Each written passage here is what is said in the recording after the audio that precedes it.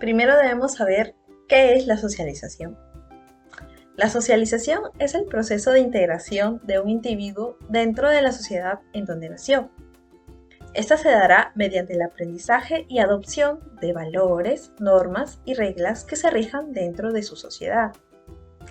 Esto va a favorecer la supervivencia, la aceptación y el desarrollo de este individuo. Además, a través de la socialización se puede transmitir la cultura de generación en generación. Muy bien, vamos a empezar mencionando los agentes socializantes. Primero tenemos a la familia. La familia es el núcleo general de todo ser humano y viene a ser el agente socializante primario y más importante. Más importante porque es el que primero enseña normas, valores, estilos de vida y formas de interaccionar con las demás personas a tu alrededor. Ahora, hay momentos en donde cuando una persona va creciendo, la interacción familiar decrece. Sin embargo, esta nunca se vuelve nula. Es por eso que es tan importante el núcleo familiar como primer agente socializador. Siempre hay algún tipo de influencia de la familia en los aspectos en los cuales la persona ha aprendido y sigue aprendiendo a socializar.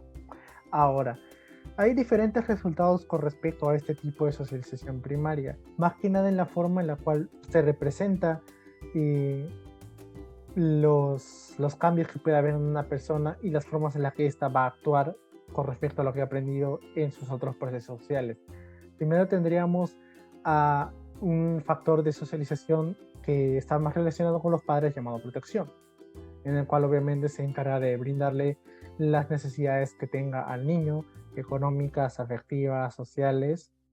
Luego tenemos a la reciprocidad mutua. En este dominio se requiere que los agentes de socialización, en este caso la familia, tengan una buena voluntad para poder darle unas directivas a los niños, para que así puedan generar también respuestas efectivas dentro de momentos compartidos que promuevan la cooperación entre, el, entre la interacción entre esos niños y sus futuras relaciones sociales.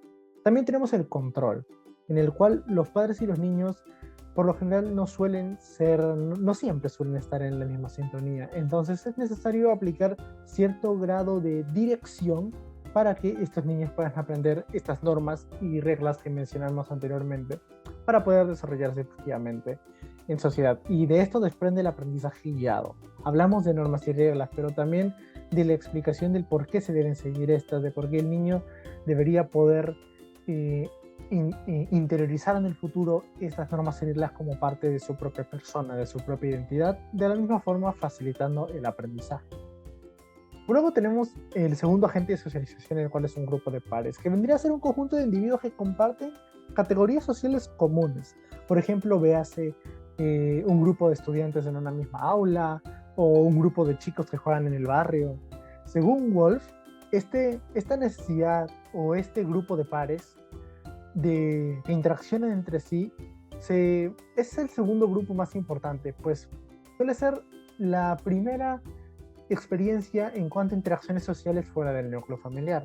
Dentro de estos también se promueve de forma indirecta el acto de perseguir objetivos comunes más allá de los académicos o de aquellos que buscan una recompensa objetiva, como podría ser la diversión cuando los niños juegan en el barrio o el compartir gustos. Todos esos son objetivos no académicos en los cuales se desarrollan y se promueven dentro de los grupos de pares. Aquí ya no hay un objetivo un tanto normativo, ni se busca que se aprendan cosas porque no hay como tal una figura paterna o de la familia que te busque inculcar ninguna norma, sino que se podría decir que es parte de un agente socializador más experimental en el cual se ponen a prueba las normas que ya se establecieron dentro del grupo familiar. Luego tenemos a la escuela. Dentro de la escuela podemos encontrar a los grupos de pares, como dije, los grupos de amigos, los grupos de compañeros. Sin embargo, aquí se trabajan muchas áreas ya enfocadas al perseguimiento de objetivos comunes en lugar de ajenos académicos, como podría ser el trabajar en grupos para tener una buena nota o completar un trabajo. Acá se aprenden y se podría decir que de cierta manera se enfocan más en generar una actitud social deseable, practicando habilidades sociales como serían la empatía, la escucha activa y la asertividad. Todo con el objetivo de que se genere beneficios sociales y también materiales en cierto caso dentro de los miembros del grupo. Así se asimilan nuevamente comportamientos en los cuales van a poder ser replicados en otras áreas más a futuro. Podemos ver áreas también académicas, pero de índole universitaria o áreas del trabajo. Y ya por último tenemos a los medios de comunicación. Como medios de comunicación podemos hablar acerca del periodismo, la televisión o las propagandas, pero todos encajan dentro de esta definición porque tienen el mismo objetivo. Los medios de comunicación nos permiten, sobre todo, interiorizar la información que nos mandan, pero influyen dentro del proceso de socialización porque se ha investigado la relación, por ejemplo, entre la televisión y los grupos sociales. Y se ha determinado que a través de estos medios se transmiten también valores, actitudes o creencias, pues muchas veces la información que estos transmiten tiene un mensaje que se quiere, el cual se busca que llegue al espectador, un mensaje con el cual se transmiten ideas. Por ejemplo, podríamos poner el caso de un medio de comunicación en el cual una propaganda hable sobre, por ejemplo, de cómo se trata a la gente de color. Entonces ahí estamos transmitiendo una creencia o una actitud sobre una persona la cual va a contrastar esa idea con las normas que ha tenido previamente establecidas sobre cómo, por ejemplo, se trata a una persona diferente. Entonces, afecta, aunque no suele ser un agente socializador el cual se toma muy en cuenta, siempre hay que tener que ver el lado menos esperado dentro de la socialización. Y los medios de comunicación influyen. Como dije, pueden ser televisión, propaganda o periódico, pero todos tienen el objetivo de darnos a conocer una información en la cual influye en la forma en la cual nosotros tratamos a las demás personas, nos desenvolvemos en sociedad y por ende socializamos.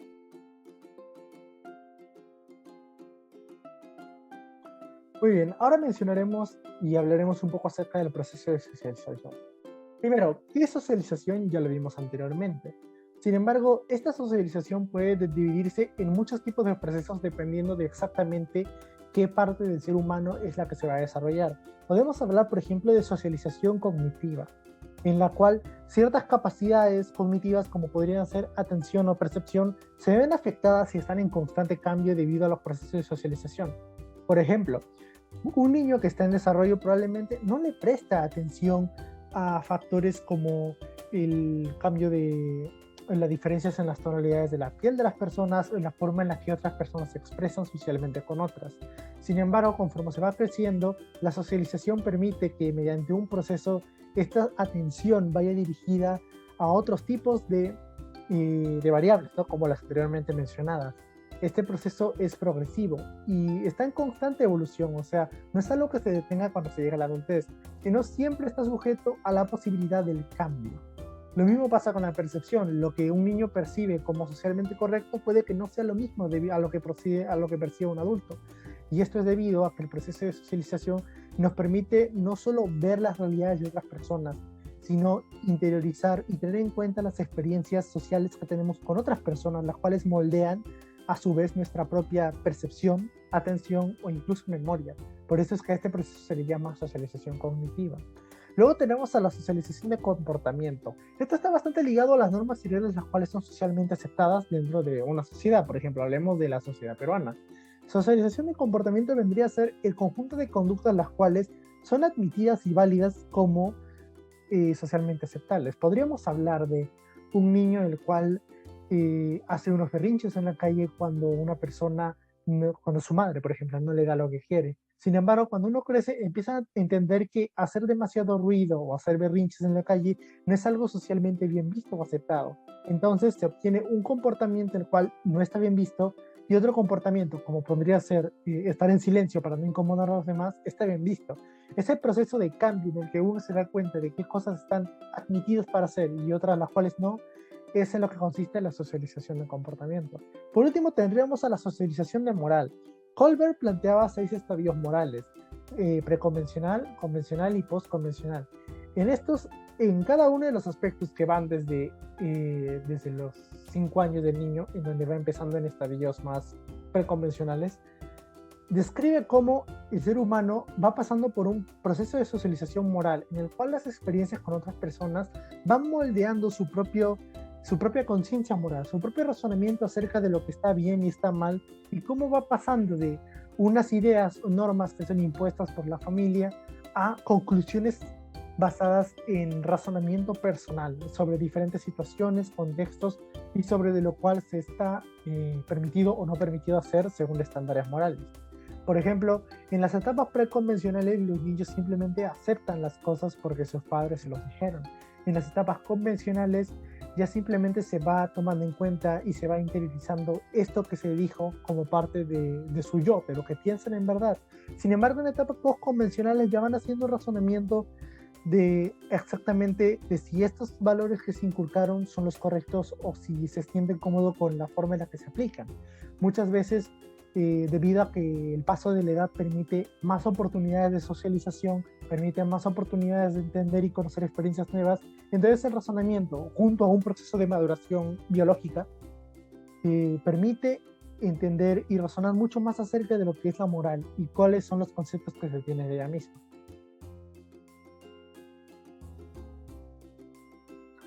Por último, vamos a mencionar los tipos de socialización. En este caso tenemos tres: socialización primaria, secundaria y terciaria. La socialización primaria comprende mayormente de la familia, aunque también se ven en algunos casos en los cuales están pues bastante cercanos al ser humano que está en proceso de socialización, la escuela y los amigos más cercanos. En este proceso, como ya mencioné antes, interactúa la familia inculcándole normas, valores socialmente aceptables de patrones de conducta que el ser humano va a adoptar posteriormente conforme vaya creciendo y los cuales va a ir razonando en el futuro. Los amigos funcionan también como un método de socialización primaria, pues como digo, los agentes que ofrecen este tipo de socialización están aquí por ser efectivamente los primeros. Incluso sin pasar los 6 años de edad, ya hay niños pequeños que consiguen amigos a una edad bastante corta. Estos formarían parte de su concepto de socialización primaria, pues podrían ser, incluso antes que en el mismo contexto escolar, los primeros, se podría decir por así, experimentos de socialización, sus primeros alcances en este aspecto. Dentro de la socialización secundaria ya tenemos, por así decirlo, a un ser humano ya más crecido, un ser humano que ya estaría en un estadio de razonamiento moral convencional, el cual ya tiene normas y reglas y patrones de conducta y comportamiento interiorizadas y sabe qué es adecuado socialmente de realizar y qué cosas no hacer, y que ya directamente entramos en la socialización con el resto de la sociedad.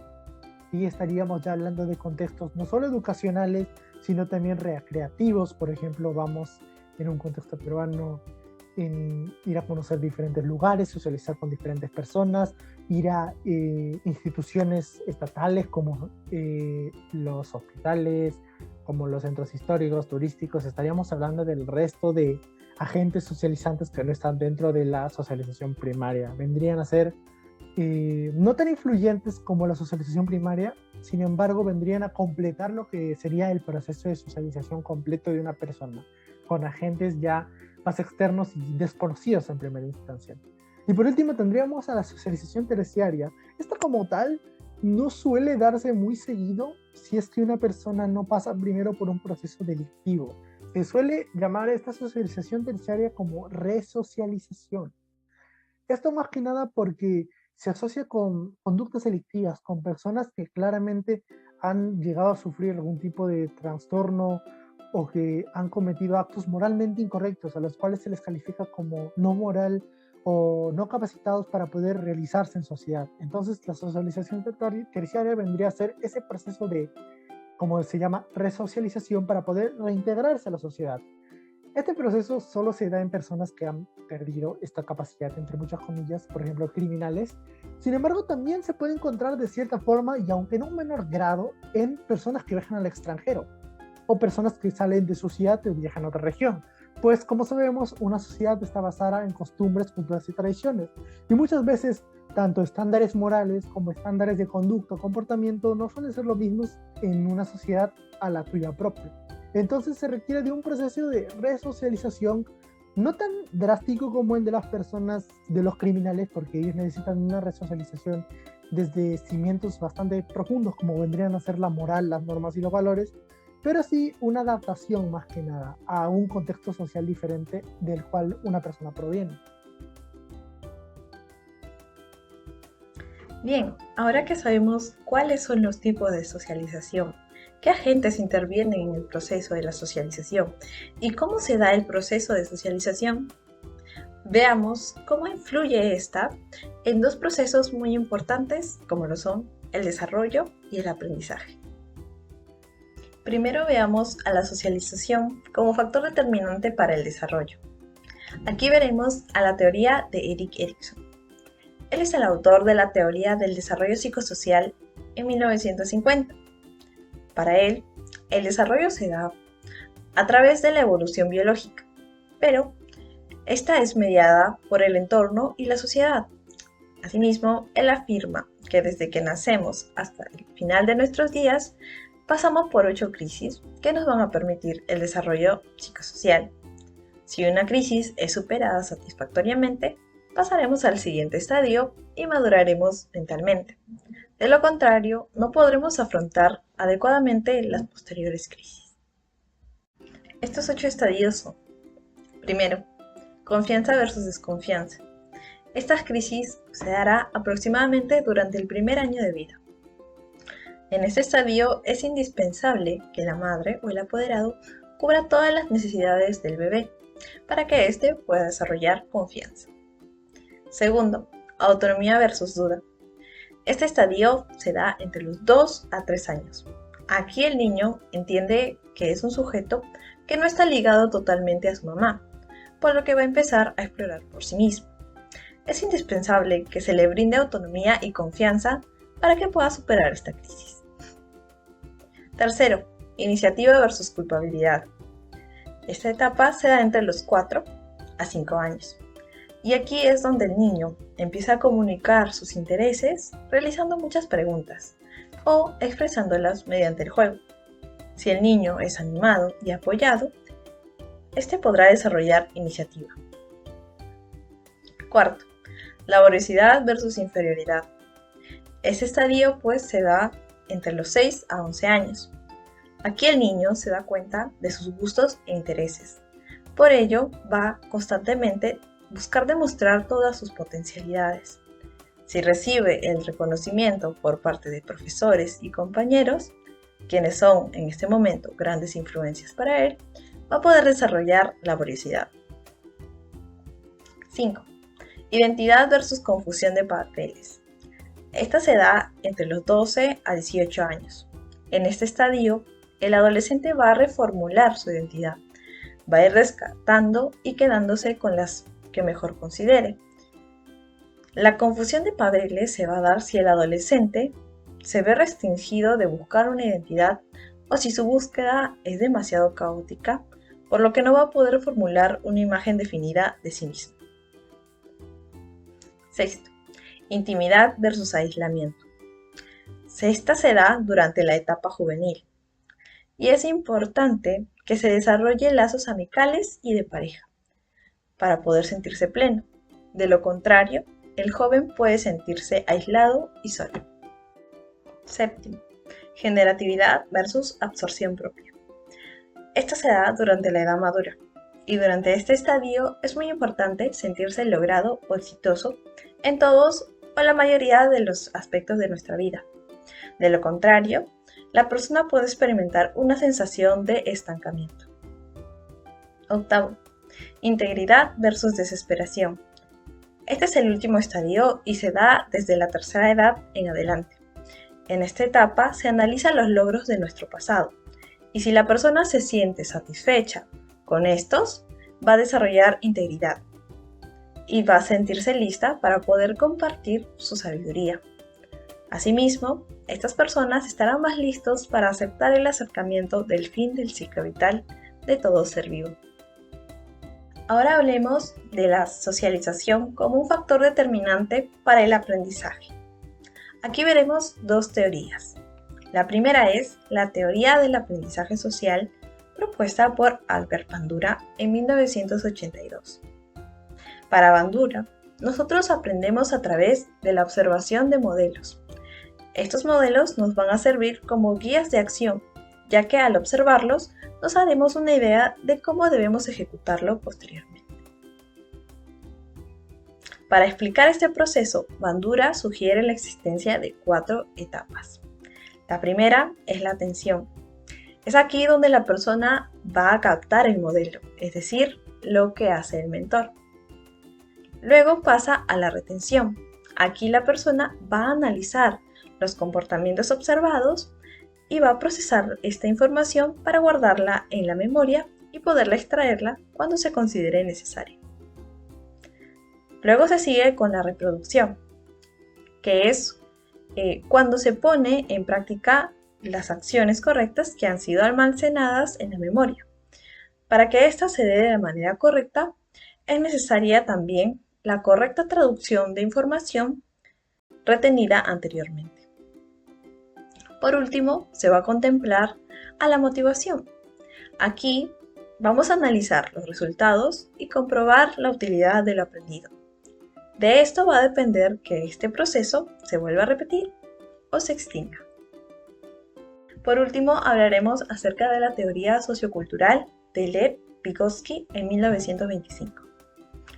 Para Vygotsky es sumamente importante la relación entre el individuo y la sociedad en la cual se encuentra. Por ejemplo, el aprendizaje es influenciado por la sociedad, ya que se aprende mucho mejor cuando recibimos apoyo de otras personas más hábiles o más experimentadas. Por lo general, estos son nuestros padres o nuestros maestros. De la importancia de las relaciones sociales en el desarrollo del aprendizaje, va a surgir su concepto de zona de desarrollo próximo. El desarrollo próximo es la intersección entre el nivel de desarrollo real y el nivel del desarrollo potencial. El nivel del desarrollo real es todo aquello que el niño ya aprendió, por lo que puede realizar de manera independiente y sin ayuda de nadie. Mientras tanto, el desarrollo potencial es aquello que no se puede realizar aún, sino que lo va a poder aprender en un futuro con ayuda de un mentor.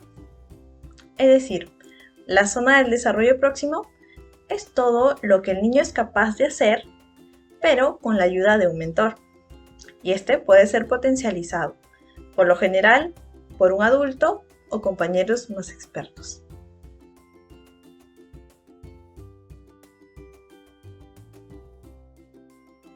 Vamos a explicar el concepto de identidad o qué es identidad. Bueno, el concepto de identidad ha variado mucho a lo largo del tiempo, pero en esta oportunidad vamos a explicarlo en base a tres tipos de explicaciones. Lo primero vendría a ser explicaciones biologicistas. Creen que el ser humano es un ser corporal y biológico, es una entidad independiente, posee una entidad determinada por su propia existencia biológica. Seguimos con las explicaciones internalistas. Se entiende la identidad como cuando el ser humano se unía y formaba grupos con una cierta identidad nueva que los cohesionaba, y en este caso la psicología social y la de las organizaciones comenzó a emerger como una nueva realidad. Finalmente están las explicaciones fenomenológicas, que entienden a la identidad como una conciencia con experiencias que captamos a través de nuestros sentidos, experimentamos como la sensación subjetiva de ser y estar en el mundo como único y diferente del resto.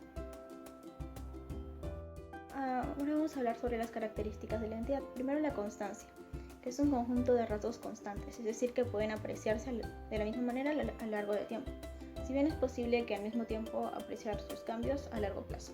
Coherencia, cuando decimos que la identidad es coherente, queremos decir que podemos predecir algunos de sus rasgos, o sea, algunas de sus reacciones ante determinadas condiciones o estímulos. Adaptabilidad, si bien es constante en un momento determinado, también es cambiante a lo largo del tiempo, a medida que la experiencia y la vida van suprimiendo ciertas conductas e implantando otras. Carácter sociocultural. Esto quiere decir que la identidad se da en contraposición a los demás, ya que es definida a la base de semejanzas o diferencias respecto a quienes comparten con nosotros una comunidad o una cultura. Tipos de identidad. Entre ellos tenemos a la identidad individual, que se refiere a todo lo que nos distingue de manera única frente a otros, como son el nombre propio, la nacionalidad, el sexo, entre otras características, rasgos psicológicos, rasgos personales, capacidades, entre otros. Seguimos con la identidad cultural, que es la forma de comportarnos dentro de un grupo social. Las creencias, los símbolos, los valores, las tradiciones, los orgullos. Seguimos con la identidad nacional, finalmente.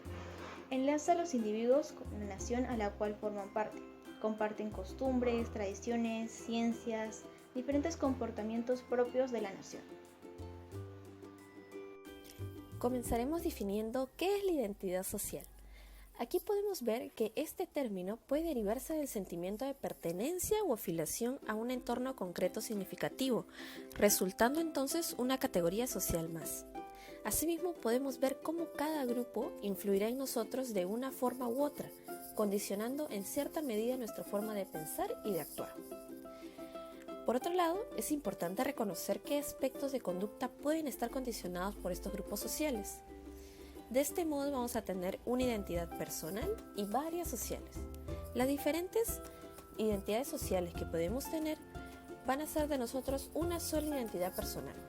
Por ejemplo, puede ser una persona español que vive en el pueblo de Andaluz, es seguidor de Málaga y del Barcelona. Asimismo es seguidor de Pink Floyd, de autores preferentes a su gusto.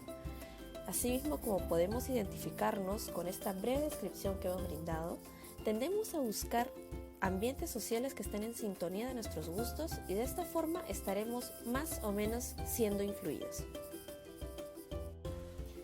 Ahora pasamos a la teoría de la identidad social. Tafel propuso que parte del autoconcepto de un individuo estaría conformado por su identidad social. Esto es el conocimiento que posee un individuo de que pertenece a determinados grupos sociales, junto a la significación emocional y de valor que tiene para ella o él la dicha pertenencia. Por otro lado, desde el punto de vista metodológico, si observamos que a pesar de concebir las relaciones intergrupales como fenómenos dinámicos conformados por complejas interacciones, la investigación se ha desarrollado con herramientas cimentadas en supuestos de linealidad y unidireccionalidad, y con el uso casi exclusivo de medidas transversales puntuales que en modo alguno son capaces de aprender estas características. También podemos observar que en realidad esta se desarrolla a partir de la investigación del paradigma del grupo mínimo, debido a que este puso en relieve la tendencia al favoritismo hacia el propio grupo, como una tendencia de comportamiento intergrupal para conseguir una identidad social positiva en las comparaciones entre grupos. Asimismo, podemos ver que produce favoritismo endogrupal. Por otro lado, los experimentos pusieron en evidencia que las personas se preocupan por crear la mayor diferencia posible en el reparto de recursos entre su grupo y el exogrupo, lo cual supone una discriminación social de este otro grupo. Lo ideal de los resultados es que esto se producía incluso cuando el criterio para clasificar a las personas en dos grupos había sido trivial, debido a que no existía interacción ni dentro del endogrupo ni con el exogrupo, y además lo que se repartían eran solo puntos. Ahora pasaremos a explicar algunas estrategias para incentivar la identidad social positiva. Primero tenemos la movilidad social. Este consiste en que la persona redefina su pertenencia categorial para llegar a ser miembro del grupo de estatus superior. Aparece cuando existe la creencia de que las barreras entre las categorías sociales son permeables, es decir, se puede pasar de una barrera a otra. Por otro lado, tenemos el cambio social. Esta consiste en el intento de las personas por desarrollar conjuntamente con su endogrupo estrategias para obtener una reevaluación positiva del mismo. Así mismo podemos ver que aparece cuando se consideran las barreras intergrupales impermeables, es decir, no se puede pasar de una categoría a otra. Dentro de ello podemos encontrar la creatividad social y la competición social. En la creatividad social podemos ver que forma parte de la estrategia del cambio social. Esta podemos encontrar tres estrategias principales. La primera es la búsqueda de nuevas facetas de comparación. Luego tenemos redefinir los valores otorgados a determinadas facetas y cambiar el exogrupo con quien nos comparamos. Y por último, aparece cuando las relaciones intergrupales se perciben subjetivamente como seguras, legítimas y estables. Por otro lado, tenemos la competición social. Esta es otra estrategia del cambio social, debido a que aquí se intenta aventajar o superar al grupo de mayor estatus en la dimensión que es valorado por ambos. En otros términos, es como competir. Y podemos ver que aparece cuando la persona percibe la comparación entre los grupos como insegura. Continuamos con el papel del afecto y las emociones en las relaciones entre identidades sociales. En el marco del término afecto incidental, se ha realizado una serie de estudios sobre los efectos de la manipulación de los estados de ánimo y de las emociones en contextos de saliencia de la identidad social, sobre los juicios acerca de los integrantes de diversos grupos. De acuerdo con Wilder y Simon, el conjunto de hipótesis generadas al respecto se agruparían alrededor de dos cuestiones. La primera tiene que ver con que la distribución de la atención parece reducirse cuando se da afectos intensos o de carácter positivo, lo que impide el procesamiento adecuado de la información y lleva a basarse en expectativas o estereotipos propios que pueden servir para la situación. Y la segunda apela a que una vez la atención ha sido dirigida, cuanto más minucioso es el procesamiento de la información, mayor probabilidad existe de que haya una difusión o extensión de afecto, es decir, que los juicios que se emitan correspondan en cuanto a su valencia con la del estado del afectivo de la persona. Por otro lado, podemos ver que, según el modelo de la infusión del afecto, en estos resultados demostraron que la mayor extensión del afecto positivo o negativo en los juicios posteriores se produce cuando se activa el procesamiento complejo de información, necesario para evaluar a miembros atípicos del exogrupo. Asimismo, otros autores como Dovidio, Gärtner, Eysen y Lawrence, en 1995 encontraron que se inducían afectos positivos debido a que los sujetos lograban recategorizar al endo o exogrupo en nueva categoría común, y esta recategorización mejoraba la evaluación de los miembros del exogrupo. Por todo ello podemos ver de que este estudio, aparte de la recopilación de información, se puede ver de que las emociones equivale a decir de que cada comportamiento concreto puede ser diferente, emocional, temporal, espacial y situacionalmente, pero cada comportamiento va a representar un reflejo de una misma tendencia, debido a que existen algunos límites entre identidad personal y social y entre las identidades sociales de un sujeto o subsistemas que aún no son muy claros.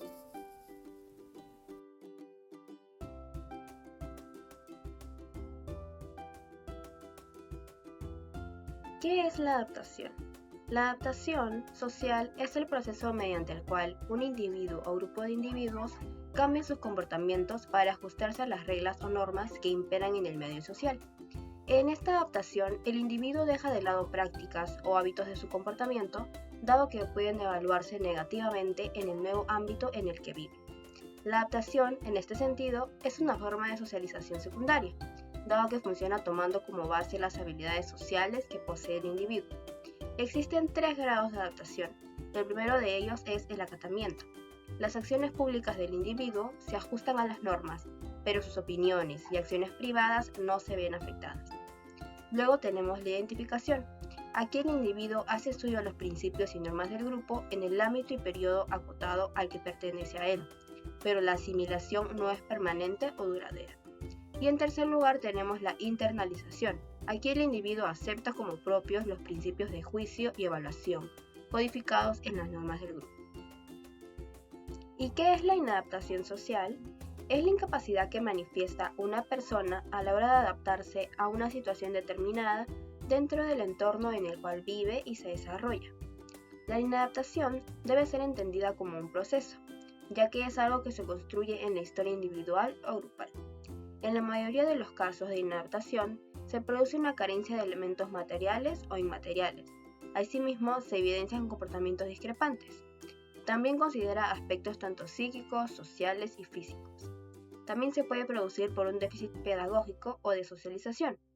La inadaptación social se va a hacer evidente principalmente en 3 campos. En el familiar, donde va a existir un nivel socioeconómico débil, un ambiente familiar perturbado, numerosas carencias educativas o poca estimulación afectiva. En la escuela, ya que un ambiente escolar negativo impulsa a una inadaptación social más fundamental. Y en el trabajo, donde las personas que se encuentran en situación de inadaptación solo pueden acceder a los puestos peor considerados, lo que causa aún mayor insatisfacción. Existen 2 niveles o fases de inadaptación social. Al primero se le denomina inadaptación objetiva. A este primer nivel se caracteriza por un comportamiento desadaptado de tipo utilitario, tendente a alcanzar unas metas adaptativas por los únicos medios de que dispone el individuo y que el sistema social considera ilegales. Se trata de una inadaptación a los medios, pero no a las metas, y tiene su origen en la situación anómica en la que de modo permanente vive el individuo, por su pertenencia a un grupo socioeconómico y culturalmente carencial. Ante estos medios carenciales puede utilizar diferentes tipos de adaptación, como son el conformismo pasivo, la retirada y la conducta antisocial. Por otro lado tenemos el siguiente nivel, que es la inadaptación subjetiva. A este segundo nivel de inadaptación social es producido por una respuesta social anómala a una conducta antisocial objetiva, que es caracterizada por una profunda pérdida de las metas adaptativas, en la que la inadaptación afecta tanto a las metas como a los medios culturales. Es en este momento cuando el comportamiento desadaptado comienza a perder su lógica, cuando deja de ser utilitario y puede llegar a convertirse en una conducta agresiva y destructora de la personalidad que muchas veces se encuentra profundamente deteriorada. Para concluir, ¿cuál es la relación que existe entre la inadaptación social y la educación especializada? Pues bien, en este nuevo contexto social, que es extremadamente cambiante, la educación es una condición necesaria para entrar a formar parte del conglomerado social. Así, la nueva realidad existente está configurando una modalidad pedagógica centrada por un lado en el cuidado de una correcta socialización del ser humano y por otro de la intervención pedagógica en el remedio de ciertas necesidades humanas que aquejan a nuestra sociedad. En la actualidad, la educación social especializada hace referencia a las alternativas educativas en situaciones de problemáticas sociales específicas, como son la delincuencia, la marginación, el riesgo social, la drogadicción, el abandono, entre otras. Estas intervenciones se pueden llevar a efecto de forma paralela o separadamente del sistema educativo reglado. El objetivo fundamental es ayudar a solucionar mediante estrategias socioeducativas determinados problemas propios de la inadaptación, introduciendo la dimensión pedagógica al trabajo social y asistencial con los sectores más desfavorecidos de la comunidad. Esta nueva visión de la intervención puede ayudar a encontrar y construir alternativas coherentes para un desarrollo personal y social justo, solidario y respetuoso con la dignidad humana, que asuma la diversidad y eleve la autoestima a los sujetos y los grupos hasta convertirlos en los protagonistas de su propia vida.